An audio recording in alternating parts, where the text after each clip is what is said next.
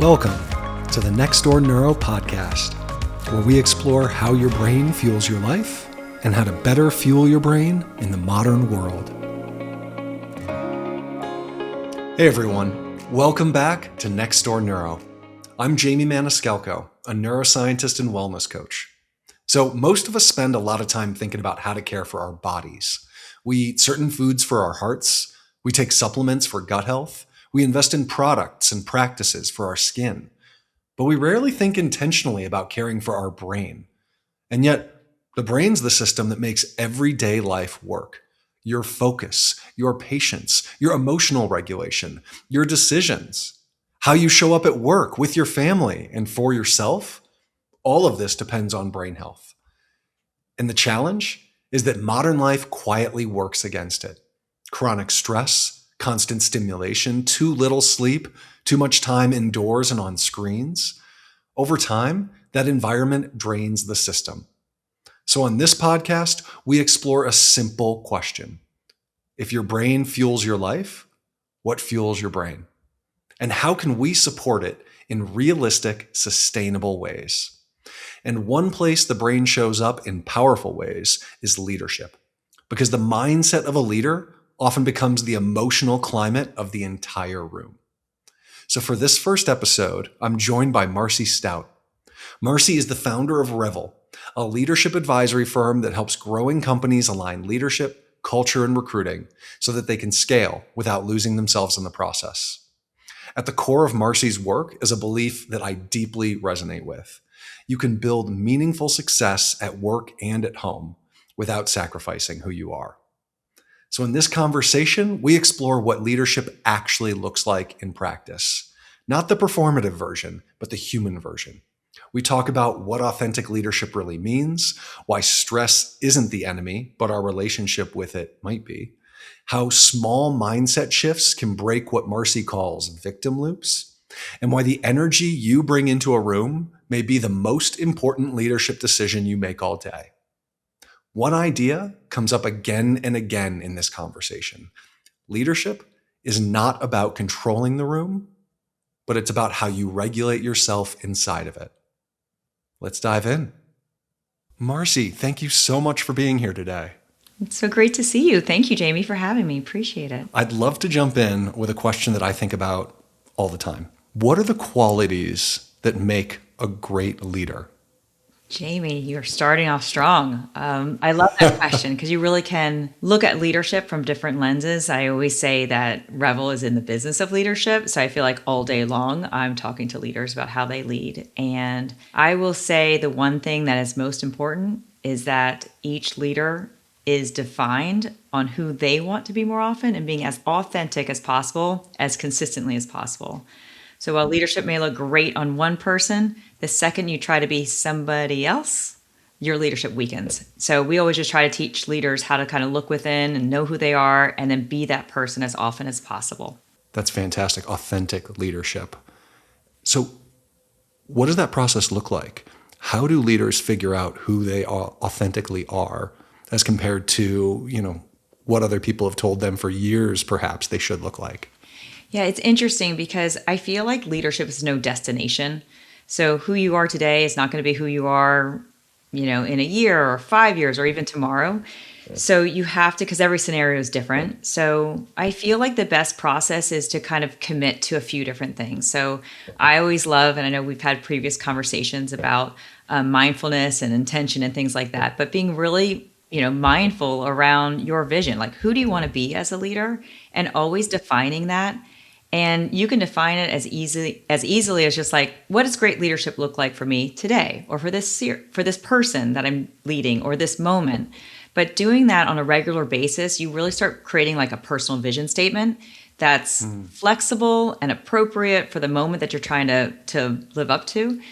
And then when you have that clarity, the next second you're asking, well, what does that look like? How do other people experience my leadership? How do I want to make other people feel around me? So, leadership it's a broad word, but really at the end of the day, leaders are leading people and people follow people. Yeah. So if you're a strong leader, you got to know who you are and how you show up for others. And then with intention, impact that person. So you're, leaving a legacy with them, and the other people around you are better because, they were with you. I love that. And I love the other focus. It's not about you as the leader. It's about how you're impacting and elevating those around you. Yeah. Yeah, completely. It's funny because I feel like whenever we talk to leaders, you have two different things. You have your own story that's going on, and then you have the other person's story that's going on. But at the end of the day, when you're in a business that you care about and a mission that you care about, whether it's a small company or a billion-dollar company, people want to help people succeed. And what happens is too often people only kind of see leadership through their lens, and they don't actually realize how their leadership is perfect for one person and a total clash for the next. So the more senior you are as a leader, it's like staying authentic to who you are, but adjusting your language in a way that lands and resonates with the person that you're leading. Interesting. So thinking about this as a leadership as a dynamic and responsive capability based on who you're with. Yeah, absolutely. I read one of those books. This is a while ago, but when that book first came out, the 5 Love Languages. Yeah. The book. And it's such a simple book. It's such a great, it's really good for your personal. It's about, it's a marriage counselor that started it. And what he found with meeting with all these couples is they actually just were coming in speaking different languages. So one was speaking a language that sounded like, just using his words, but like acts of service is important. And then another one is like, quality time. And while they both want a great marriage, their lens of how they spoke about love was different in terms of expression, in terms of reception. And I quickly kind of applied that into our business of when you're a leader, some leaders feel like if I'm really good at pushing you at 1% better, like you got to be better, you could be better, think better, elevate yourself. And you kind of are always coaching them to the gap of who they are about to be. Some people thrive on that. While the next person, their leadership language, it sounds like you're not enough. That person leaves the room uninspired, feeling like they're not enough. And they're like, am I ever going to please Marcy? Like, I'm working so hard. She doesn't even see how hard I'm working. And so that's kind of like the love languages from, the 5 Love Languages. Applying that from your leadership lens, you start recognizing that diversity of thought and diversity of leadership is so valuable that you have to understand how to speak other people's language. And it's not being inauthentic if you adjust your style. It's like, if I were to fly to France, it's polite for me to learn French. It's polite for me to speak their language. Even when I'm not good at it, you can then say it out loud. English is my first language. I'm trying here. Do you speak English? But you can kind of have that language. And that's that authentic level, but still adapting your style in a way that you can really get the best out of the people around you, because you want them to feel more confident, more capable, clearer about what they need to do. And you really just want them to feel, great around you. You want them to feel more inspired. That is such a fascinating lens to this, is really starting with other first and really understanding what is going to be inspiring, motivating, and helpful to the other person, rather than thinking, how can I be a good leader? What did it look like for you to cultivate that skill? Okay, well, maybe I'll go back to the beginning. I kind of was blessed. I was with this company right from college. I know you and I went to Denison together. Right after I graduated college, I joined this company, and I stayed with them for 22 years. And phenomenal culture. It was a coaching culture where everybody was responsible for teaching and leading each other. It doesn't matter your tenure or your age or anything like that. And in most of my titles, every time I got promoted or I moved to a new city, I always said like the ladies line, the bathrooms had a very small ladies line. Like I was always either the only female vice president, or there's only a handful of women in the room at these conferences. And I learned pretty quickly, my leadership language did not land on a lot of the guys that I worked for or worked with. Yeah. And I had this one story that I always thank Nick Johnson for this experience. So we had this, in the 90s, this tough love culture where, trash can kicking got promoted, like people like to use their profanities to make a point and things like that. And being the only female in the office, like I definitely have a softer voice. I have for a while I wasn't getting promoted because I was too nice. And I'm but I like being nice. I think that's a good characteristic of me. So, in your early 20s, you get a little bit confused, and I would try on different other styles, and that really didn't land for me either. So I was struggling on my promotions for a while because I wasn't kind of creating my lane of what it took for me to be successful. And so finally I just realized I'm like, okay, well, we're a sales-based organization. If anybody in my world had record level sales, and because we were winning, we were just kind of a winning team. Like we were the way our team was set up. So we were always trying to set the record and we were figuring out how to do it. We are just doing it our own way. And so we had this winning culture. It was awesome. We got promoted, things were going great.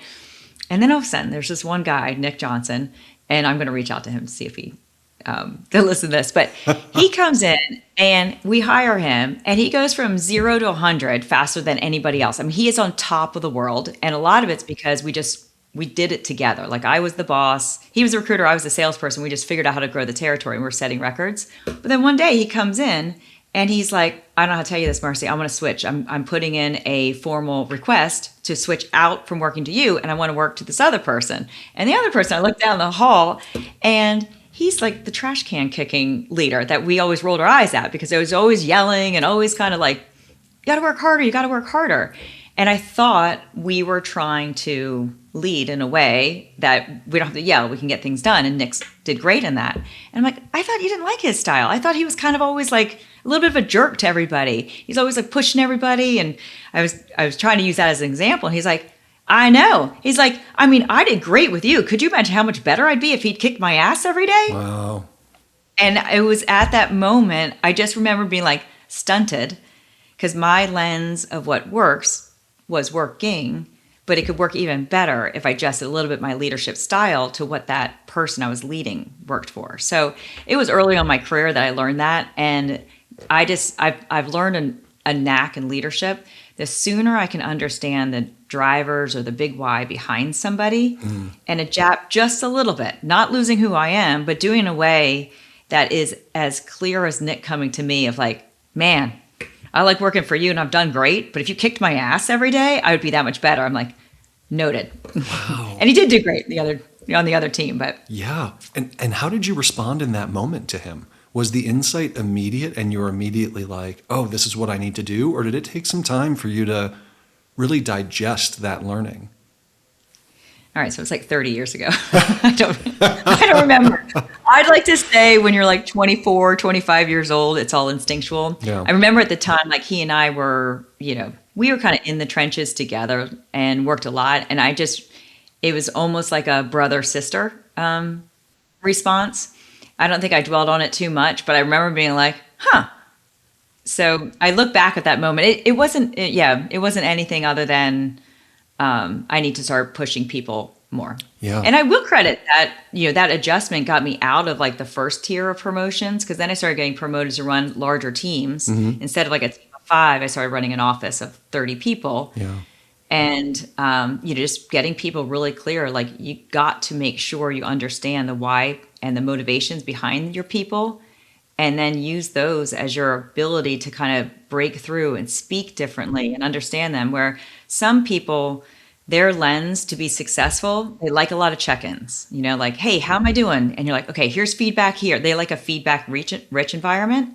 And for somebody else, that looks like micromanagement. So it's not that I'm being inauthentic because I'm changing my style. I'm like, okay, you need a lot more attaboys. And then you need to like, hey, results only, you're going to get fired if you don't hit this by this time. Like, tell me if you need any help. And that small adjustment allows the individual to be their best self and work well, for you. Yeah. What does that process look like? I've got to imagine trial and error and more patience than you would like.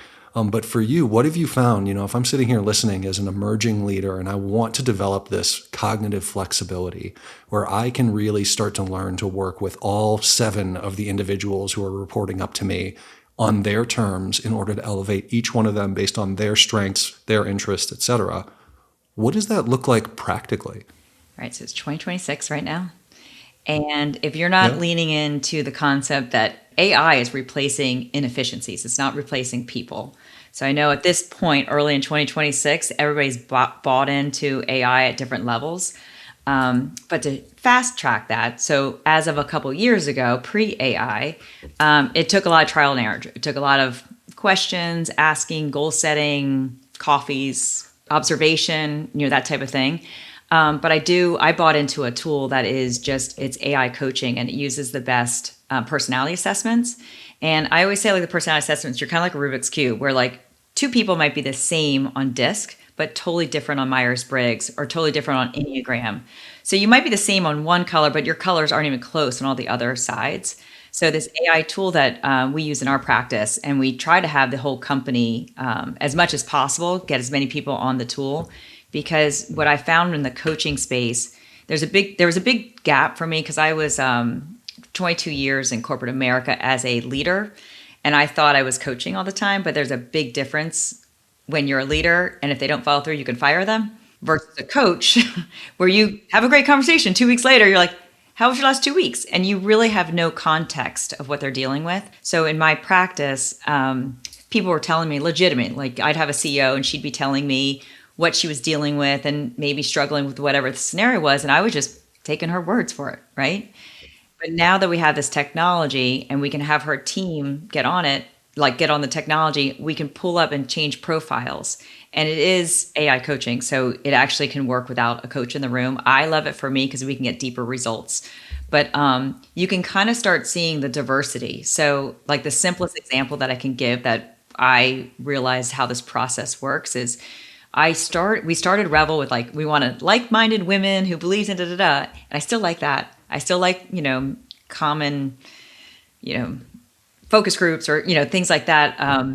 But what I really, after I started getting this tool, like-minded teams stunt growth because you're not actually thinking about other solutions, other ways, and your customers or partners, everybody is so different. So I quickly, once I started using this tool, it's called Cloverleaf. I didn't mean to leave the suspense. Yeah, no. But, bated breath right here, Marcy. when I started using the tool, I started realizing, like, at a simple way. So my DISC profile, which is a very simple one to explain, is high I. So we believe in strong vision statements. We believe in getting clear on the why, paint that picture, get the right people on the bus, and with total enthusiasm and work ethic, we're going to get things done. And then my kind of frenemy, the C's, they are very compliant. And a lot of people, they might be really strong in like black and white. They like really clear rules and instructions. And their lens for success is if everything's detailed and there's playbooks and people know what they're supposed to do, and we've done the research and the ROI and we know exactly what it is, before people open up the door to go to their office, they know exactly what they're supposed to do. And as a result, the team is clear, we all do our part, and then we're efficient and we get the job done. Both are trying to get the end result of growth, but those two clash so much. So for me, if I'm working with somebody and I'm kind of, hey, we're going here, I always like to kind of tell a story where, if I'm driving the leadership bus and I give my big high I energy bus speech, I will pull up the bus and with enthusiasm, I'd say, 90% of my team would get on the bus except for the C's. And they'd be asking very simple questions like, how far are we going? Do we need to pack a lunch? What if, do we have enough gas? They're asking very logical questions. And as the high I driver of the bus, I am painting them as negative. Like, stop asking questions. We don't actually know what's going to happen with AI in 2 years. Like, you got to stop asking questions, get on the bus or not. Like, I just get frustrated about their questions.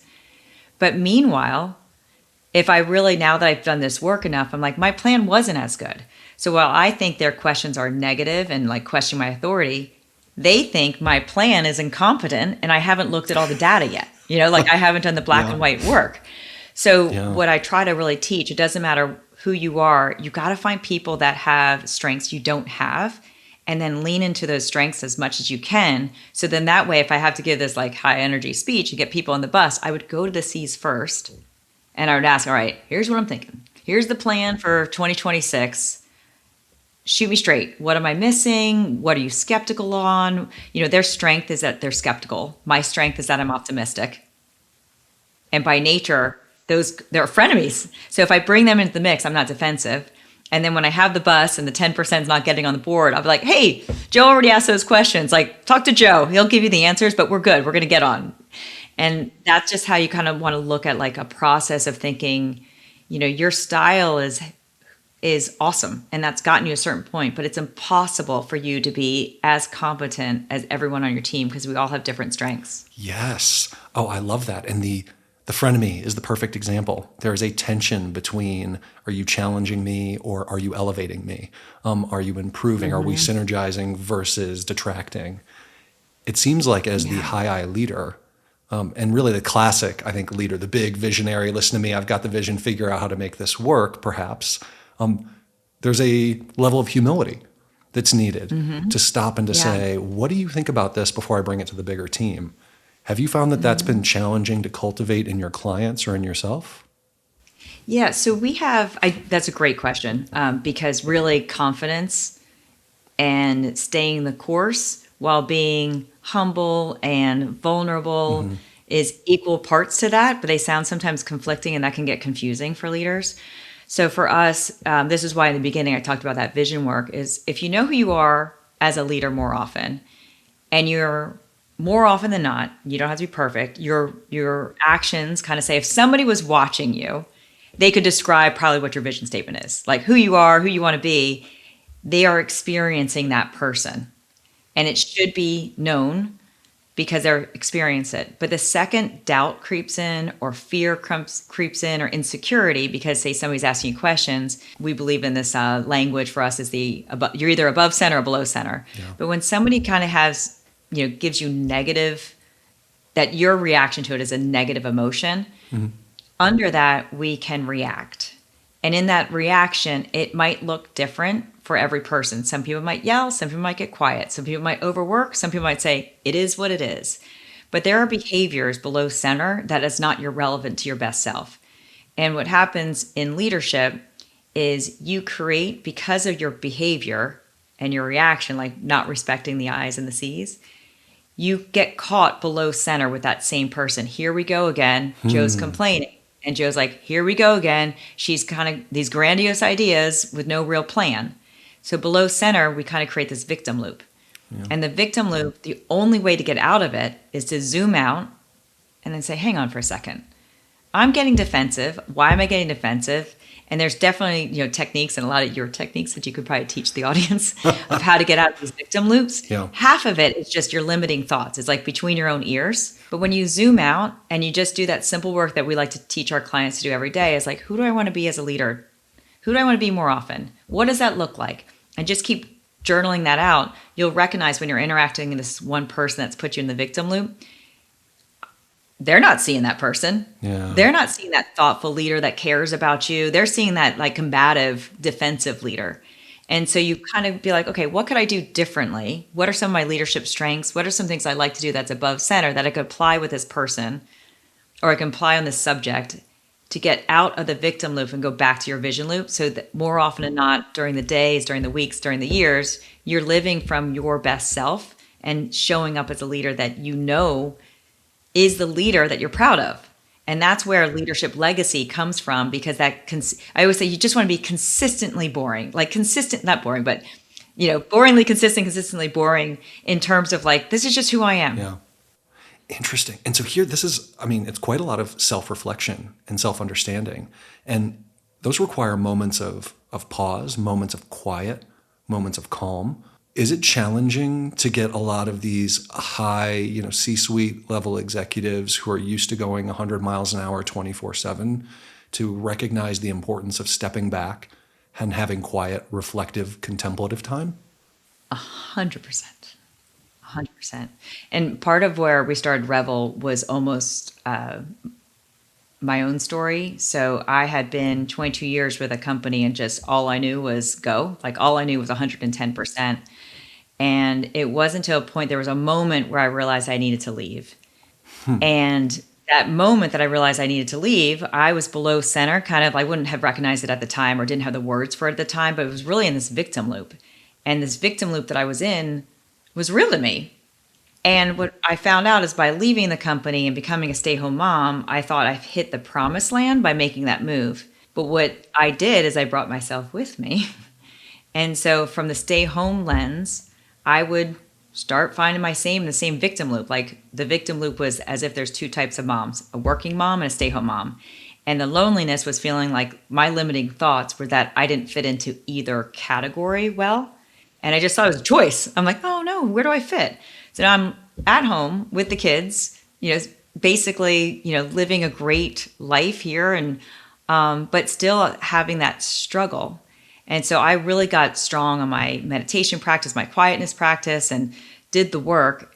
And all of a sudden I realized I was like, oh no, I saw my exact same story, the same story I had seen for 22 years. That kind of built up to this victim loop because I was the only female vice president. And how is this $3 billion company depending on one person? As it became my women supporting women is my passion, but it became my burden. And that was, I was putting a false label, false narrative to my story. And once I broke free from that, and I realized, wow, I just saw the countless times that people were going above and beyond to help me, countless times of it working, and things like that quiet time that I was allowed to have, I recognized was what was missing when I was so busy. And I was too busy to slow down to recognize I wasn't a victim. Like I was in a great spot. Yeah. And we started REVEL on the premise of like, how do we get executives to realize you don't need to take a vacation to have a break. You don't need to kind of quit your job to find mindfulness. You can be your best self today, now. Like even with some of our my clients, they're always that time-starved working mom, Yeah. And and I'd love to hear your reaction to this too. They always say, "Oh, I can't quiet my mind. My mind's too busy. Like I just don't know how to quiet your mind." And my similar response is like, "How long have you been practicing that statement?" Yeah. Because words matter. You believe whatever you tell yourself. Yeah. And so they believe they can't quiet their mind. And I'm, eventually I can teach people like, is that true? Can you quiet your mind enough to reflect and tap into better intuition and tap into like, when you do tap into when you're tapping into your the most pure state of who you are, words come clearer, solutions come clearer. What seems so wrong, you're like, maybe there's another thing, or maybe there's a better question to ask. And with that zoom out reflection, you go into the same meeting you were going to go to, and instead of just being rushed, and then the meeting doesn't go well, and then you end the meeting with all right, well, it looks like we're gonna have to, schedule another meeting. It changes. You have a better question, you have a better closure, you have more attention to like the time.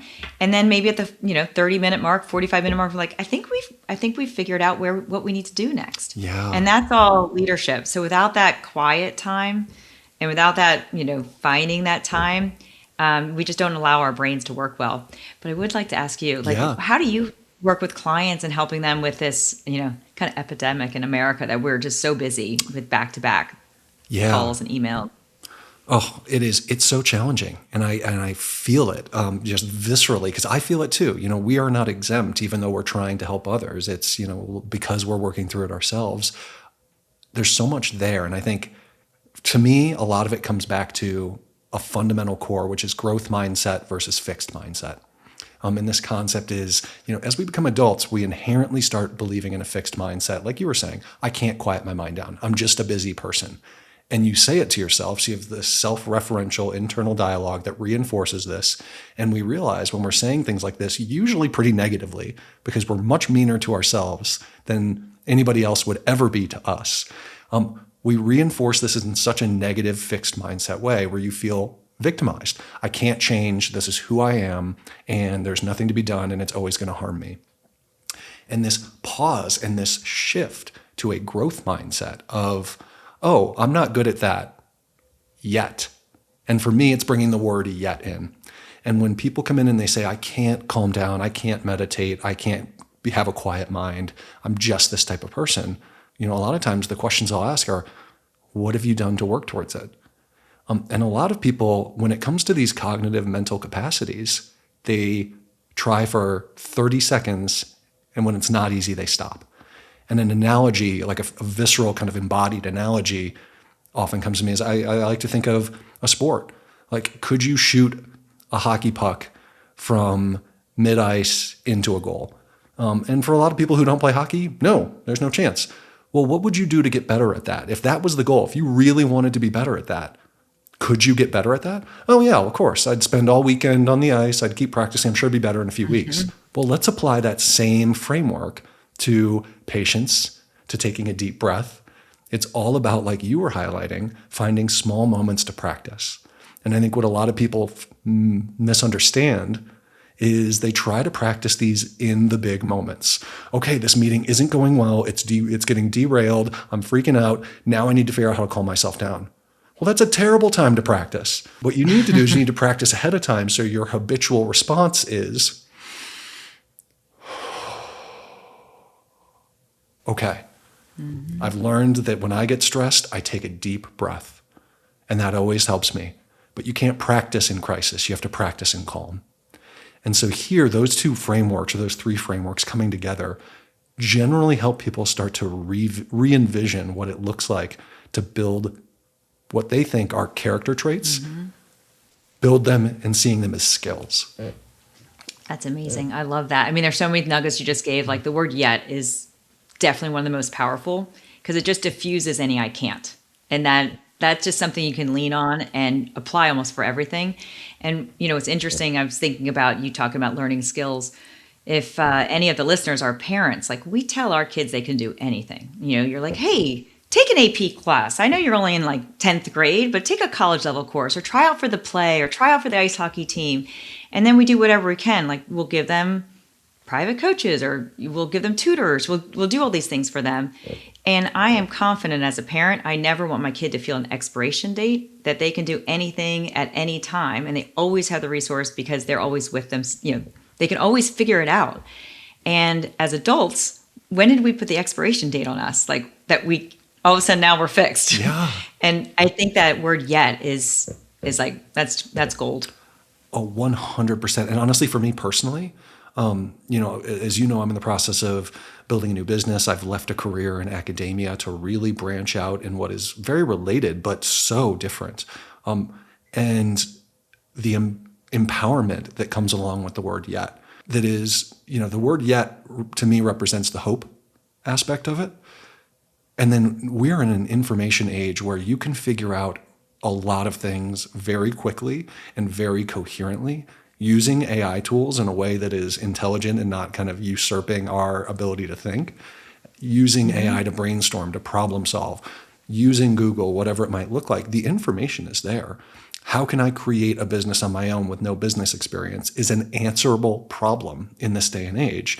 And here it has been integral in a mindset framework change for me, the I can't, or this is too much, or I'm too old, to if somebody else can do it, why couldn't I? Of course I can. I have access to the information. I'm smart. I'm motivated. I could do anything anybody else could do. It just might take me longer. I might have to take a different path. But if you're having fun along the way and you're enjoying it, to me, that's where this empowerment comes from is I love what I'm doing. I feel capable of doing it. And I know I have the tools and resources around me to solve any of these problems. Yeah, that's so true. And the word fun to me is so important. Like the word revel basically means, to enjoy oneself in any given moment, like to really revel in the moment. And when we were starting our business, it started with this mindful moment of breaking down barriers of your own limited mindset.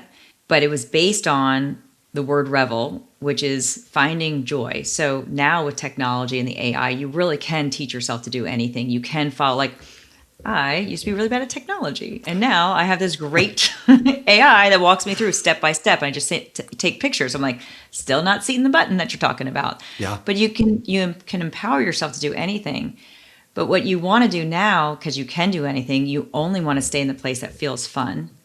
Because I feel like energy is contagious, and when you're having fun, it doesn't feel like work. It genuinely it's like movement. It's progress. It's winning. It's that. When there's positive energy in the air that you feel is positive, because whatever it looks like, that's when success comes. So as everybody has access to the same information, the real winners that are going to come out of this are going to recognize that AI is going to replace inefficiencies. You can outsource the things you don't like, the red energy drainers. So you're spending more time doing things that feel fun. We just hired an AI consultant on our team. And he says, and he's great, like he's done all this stuff with our company and trying to help us with our AI strategy. And he's like, AI is supposed to be fun. He's like, you know what? When you press submit, and sometimes it takes a little bit for it to think, I just dance. Right. And he's talking about dance, and he's like, you should have fun with it. You should never be yelling at your chat. Like, that is an opportunity. Like they are doing mountains of work for you, and they've just condensed your work stream by 2 weeks because you pressed return, so you can dance. And so there's little things like that I think mindfulness to me is like it's where the game Yeah. is. And the one thing I've started doing with my clients that I love this because it's we are back to back. Like you are no longer scheduling a meet. Like before, I'd schedule a meeting at 2, and if it ended at 3, I would never schedule a meeting at 3 because I'd have to walk down the hall, or sometimes you have to walk to another building. You know what I mean? Like now it's just log in, log in. So I was trying to end all of my meetings at 2:50 or 3:50, but that didn't work because everybody still goes to the hour. Like intellectually, we can't unseat. We still have the time left. Yeah. So I start all my meetings at 05. I love And it. it's amazing because even like people still show up early. Like they show up early, but in those 5 minutes, if they just take a couple minutes to kind of write like, hey, what do I want out of this? Or what's important? Or how do I want to show up today? It takes like seconds. So for that busy, that busy person that doesn't know how to quiet their mind, they certainly know how to write goals. They certainly know how to write a good agenda. They certainly know how to have like business outcomes. And just 5 minutes of mindfulness in that style could work for them. So that way that 55-minute meeting is impactful. And that's like one really easy technique to apply. And getting, people start on the path like busy is a choice. Stress is a choice. And it's your choice to stay in that as long as possible. And that's like, I think one of the biggest victim loops that we're in is being so busy. And it can be so easy. It looks like this. It's like, how's your day? Oh, busy. Yeah. And what do people do with that? They're like, oh my God, I'm busy too. And then we're complaining, right? And now all of a sudden we're all in this victim loop about being so busy. And then we're starting complaining about all the reasons. And you just filibustered half of the meeting relating with friends who are busy. Or, if you're in the stay home, the working mom, stay home mom world, if I were to respond that I'm so busy to my stay home friend moms, you know what they're going to do? Oh, we shouldn't invite her. She's so busy. We don't want to burden her. Right? And I don't want somebody to feel sorry for me. I'm busy because I Yes. like it. I'm choosing it. I love what I'm doing. And so that busy thing, I try to tell a lot of people like, get that. No, busy is your choice. No, stress is your choice. And when you want to choose to look at it in a different way, that's a choice. But I'll say the easiest way to kind of get out of that, because everyone's always late. And then they start all the meetings with sorry. Yeah. Sorry, I'm late. And then again, start complaining about traffic. And then everybody complains about traffic. And all of a sudden we have negative energy. Yeah. So you try not to say sorry in business unless you really screwed up, like own it. But if you're late, you want to replace it with something that's like you got high energy, low energy.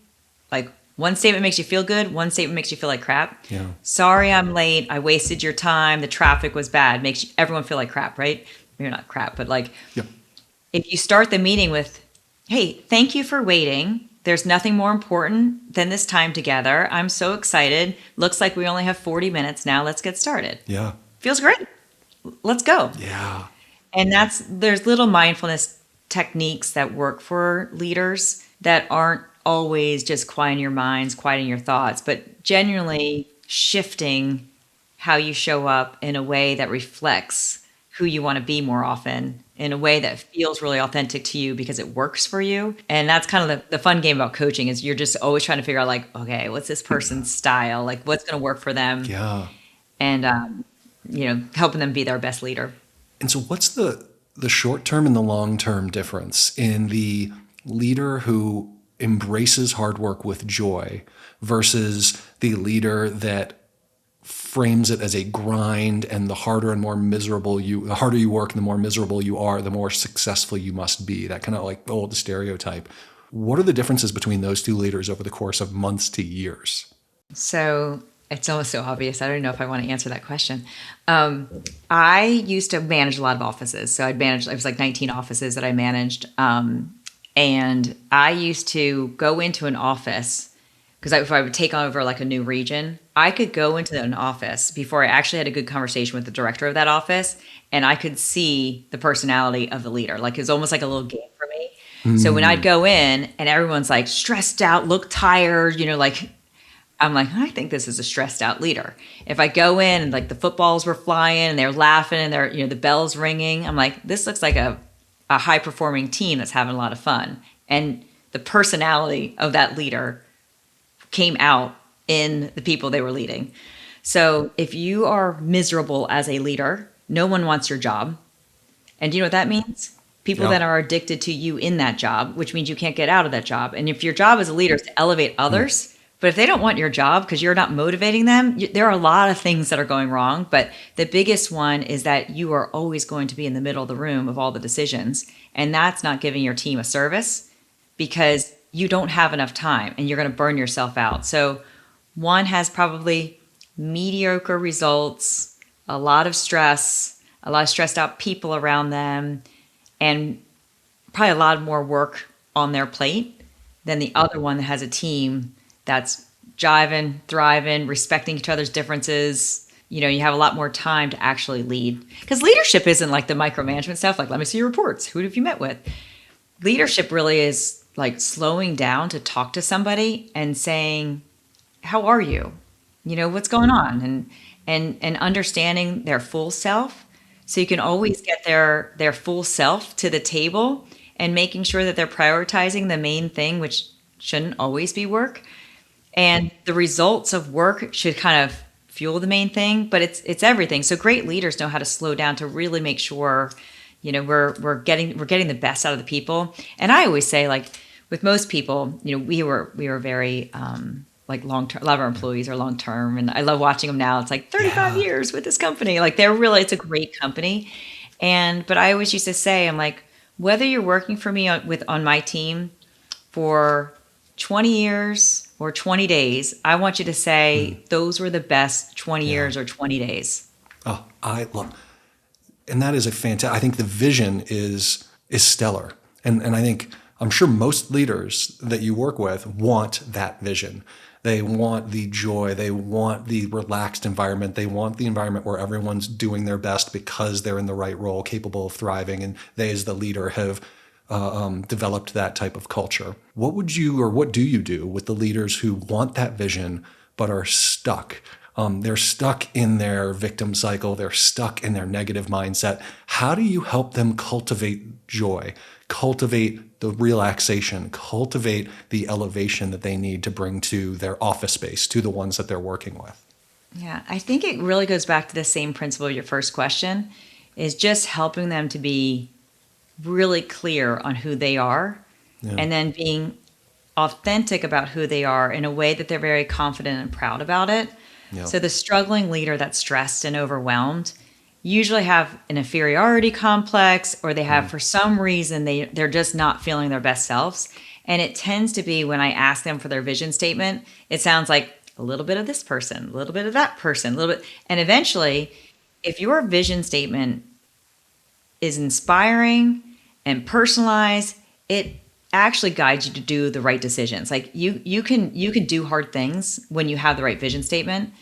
But if it doesn't have depth and it's just kind of like, you just Googled it, or you just kind of threw it out there and it's just a generic, if it doesn't give you goosebumps, there's a gap. Like, your belief that it's possible is weak.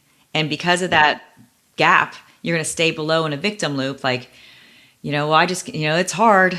And so with my clients, I try to really help them be proud of who they are, because they don't get into a role that, by the time, if they're hiring an executive coach, they're in a role because they are very talented. And Yeah. sometimes you just lose sight of that, and you lose sight from that because you're too busy, you're too stressed, you've heard too much feedback, whatever it may be. It could be your board has an opinion of you because of your quarterly performance. Yeah. But that's the lagging indicator. The lead Yeah. indicator is you as a leader getting yourself out of there. So that's really the process I go through, is making sure that it's custom exactly for them, and then where there are deficits. So if you have a leader that's not doing great performance, but they're also terrible at numbers, and they fake that they're good at numbers, because they have to be like answering to the board. I'm like, well, who's your confidant? It doesn't matter. You got to bring a consultant or somebody into the mix for that gap. And you don't have to be the hero in every situation. Your company needs to be the hero. And there's a lot of people that represent your company. So those are the types of things that I like doing with leaders.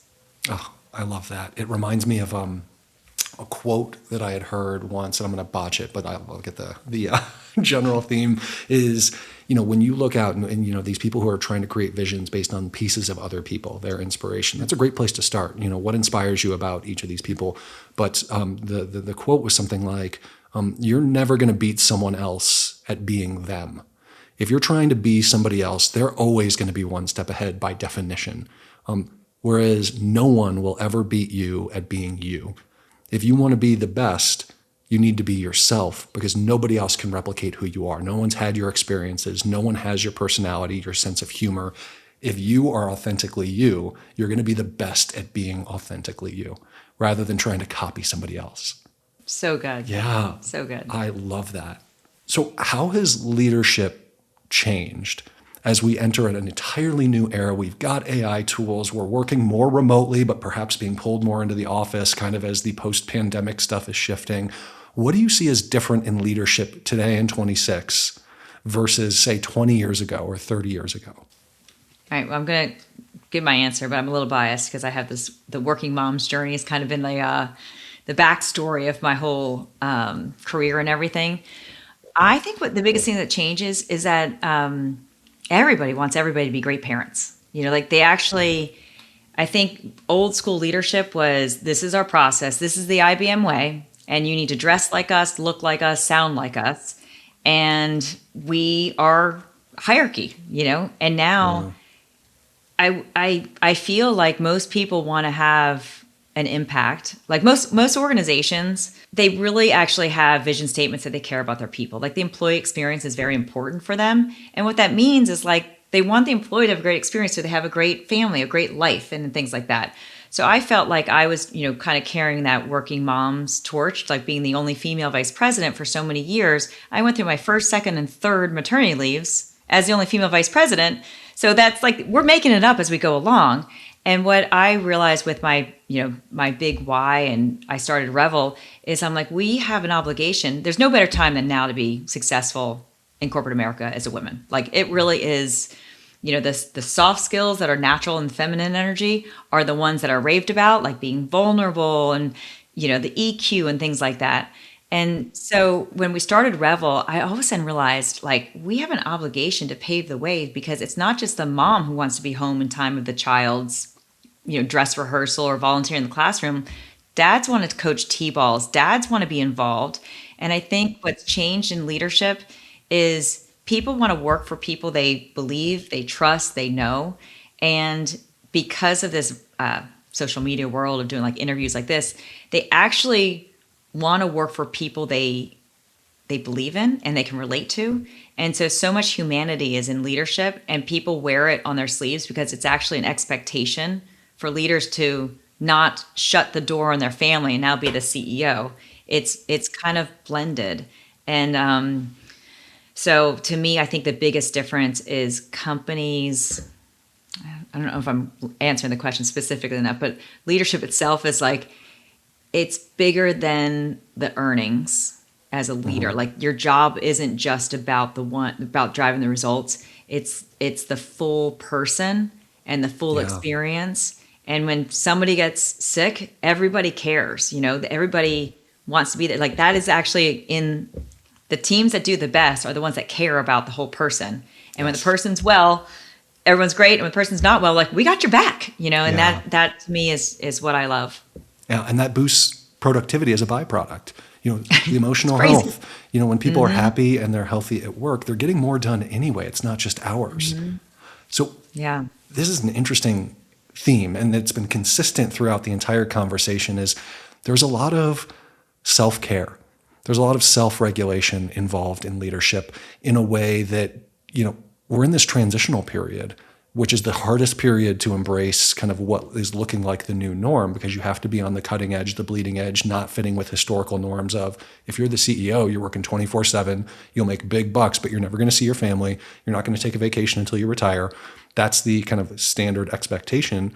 But now we're pivoting into, no, if you want to be the best leader, you need to be emulating what you want others to be seeing. You need to be self-caring. You need to do all these things. What are some of the things that you've seen with those that you've coached or yourself that have made the most impact in terms of self-care, health, wellness for people in executive positions? It's an interesting question. My stance is those that have the most amount of harmony, which is the new word being replaced with balance, is they figure out how to be happy today, now.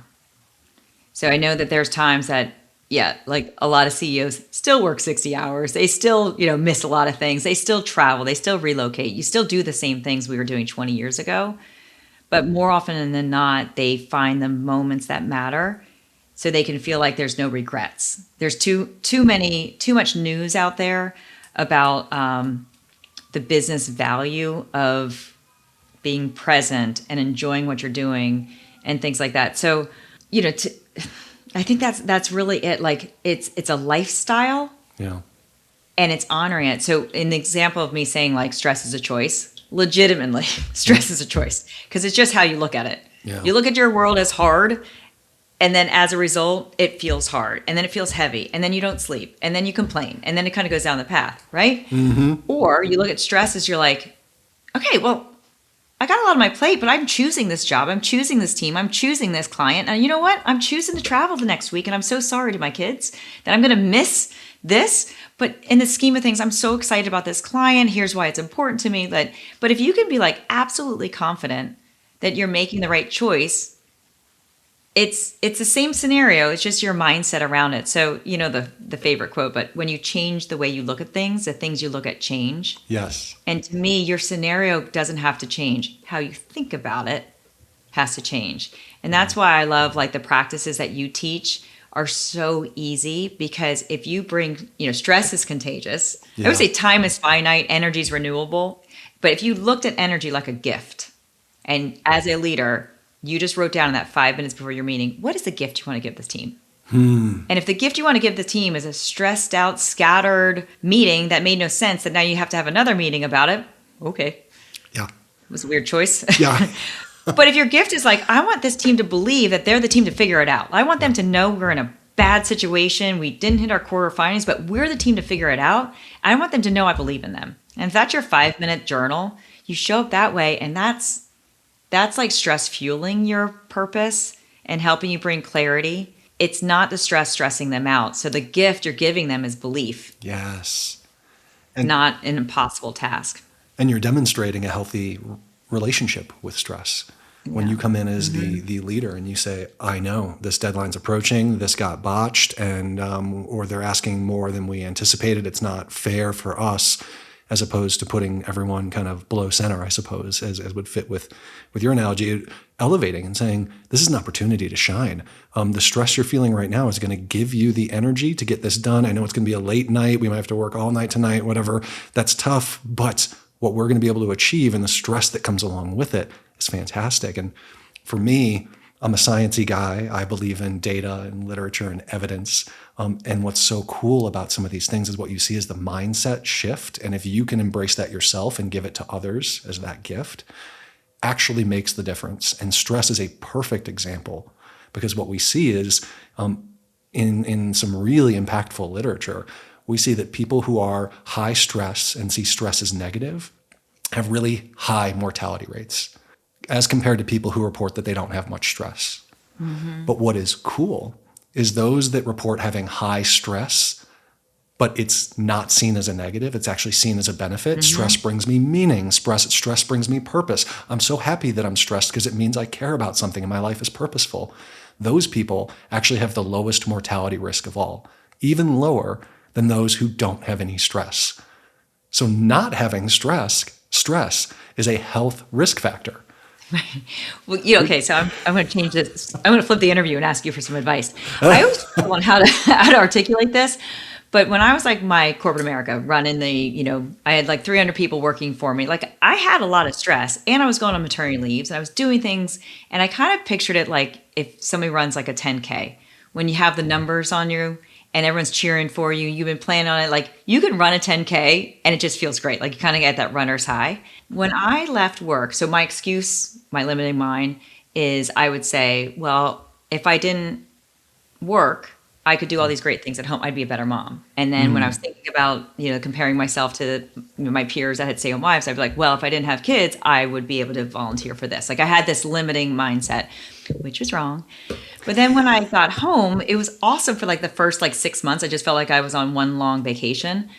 But what started to fade is I felt like I was running the 5K, but I didn't have the numbers. I didn't have the, like, I think what you just said is the stress.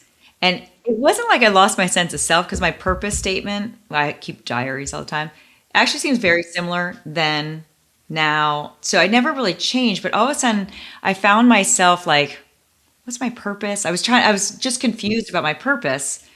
And what I recognize is that I needed to work. So I'm working again. I'm working more hours probably than before, but I love it so much. So in that moment, I don't know how to describe it, but I feel like you just gave me an answer, like the psychological thing of like, I didn't have the stress. So I was not as satisfied. But then if I had the conversation, people are like, well, who would choose more stress? Yeah, no, I think this is a perfect example. I think you find purpose and meaning in your career. It's not exclusive. It's not that you only find purpose and meaning in your career. It's critical to have purpose and meaning at home for you as well. But that purpose and meaning, it's not that we need stress in and of itself, in my perspective. It is that stress comes along with purpose and meaning.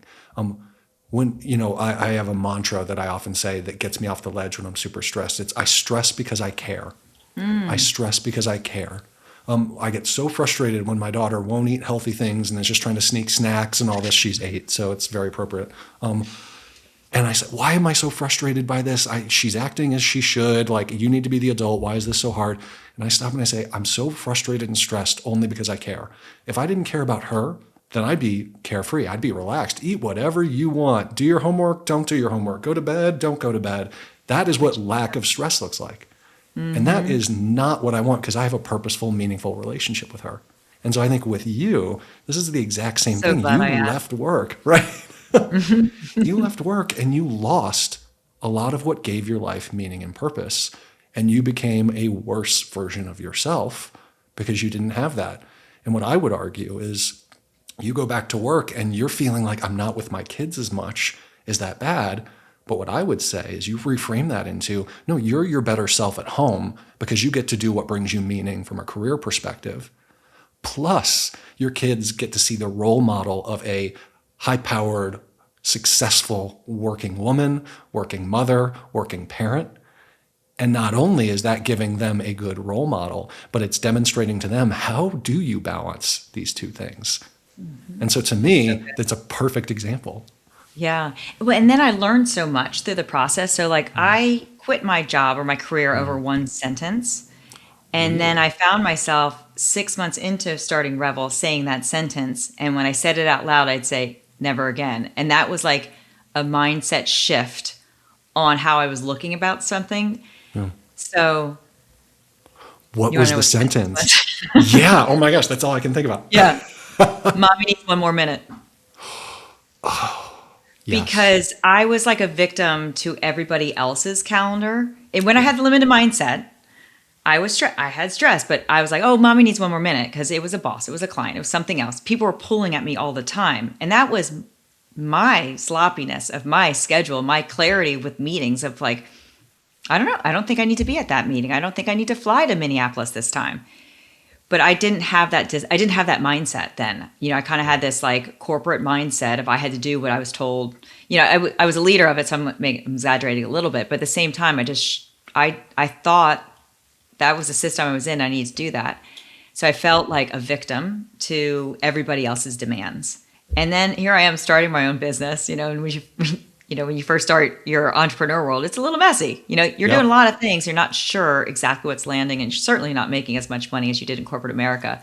So my Yeah. daughter bebops home from school. She jumps into my office, and I said it to her because I was in the middle of something. Yeah. And I pause, and I just remember like she leaves, like she kind of gives me that cute little look, and then I remember looking at my finger, like kind of like this. I was like, never again, never again. And that's when I started the thing of saying thank you. Yeah. I'd say things like, she'd come in. I'm like, oh, thank you so much for coming in and being excited to talk to me. What I'm doing right now, I'm like midstream, and if I start over again, it's probably going to take me an extra hour.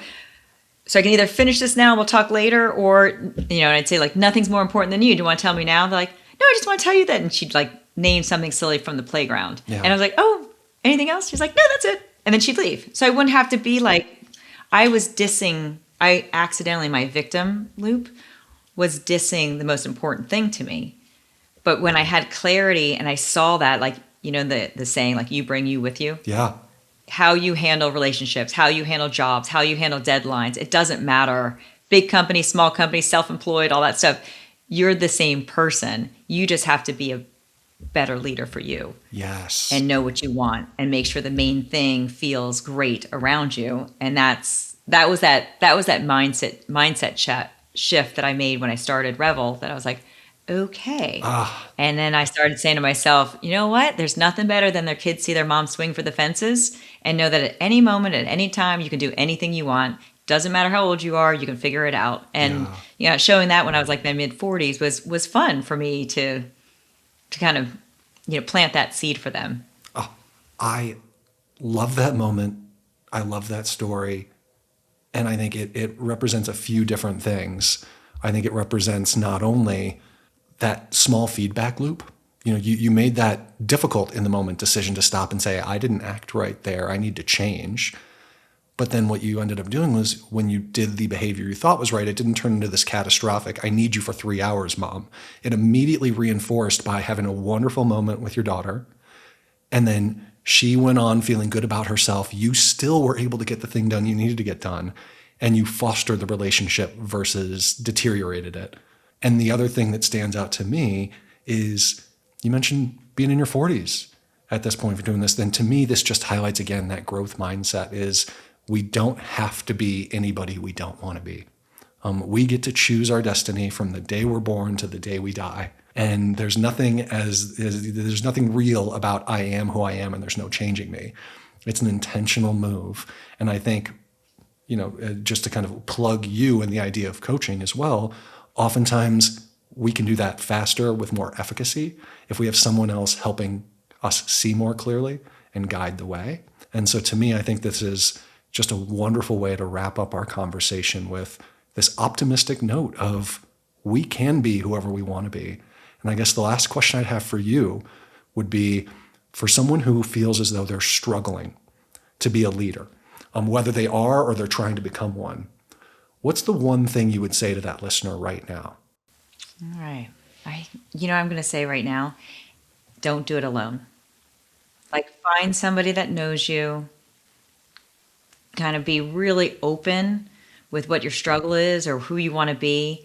In the conversation we've been having is like, a lot of times that struggle and not being a great leader is like, they don't really know who they want to be more often. But when you don't do it alone, you have somebody kind of reflect back on you and like get that better statement, and then just have them hold you accountable to being that better person every day. So often, you were saying this, like, you can be your future self as long as you stop being your past self that you want to be. So just step into that new, it's with actions, it's with thoughts, it's with belief. But I think keeping that to yourself is really the Achilles heel. So finding that great mentor, that friend, that coach, that somebody else that you can really develop, your best vision statement and your best accountability to living up to that person. I think that's what I'd leave the listeners with. Well, I love that. Thank you so much, Marcy. This has been such a pleasure speaking with you today, and I can't wait for what I hope to be many more conversations to come. Me too. I always love seeing you. So thank you, Jamie. I appreciate you having me.